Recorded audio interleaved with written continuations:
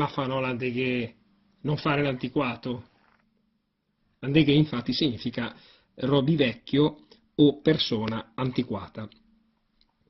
Allora, ci sono tre spiegazioni sull'origine di questa parola Andeghe.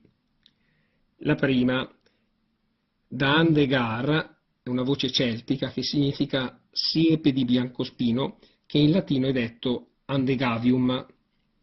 Nella zona, appunto l'attuale via Andegari, c'era parte della cinta difensiva della città celtica, formata anche da alberi di biancospino, che presentano grosse spine.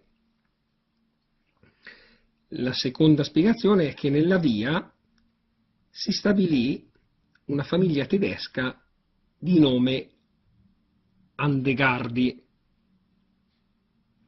La terza è che comunque in via Andegari c'erano le botteghe dei robivecchi. Gli abitanti di via Andegari avevano formato verso la metà del XIX secolo un circolo nella stessa via.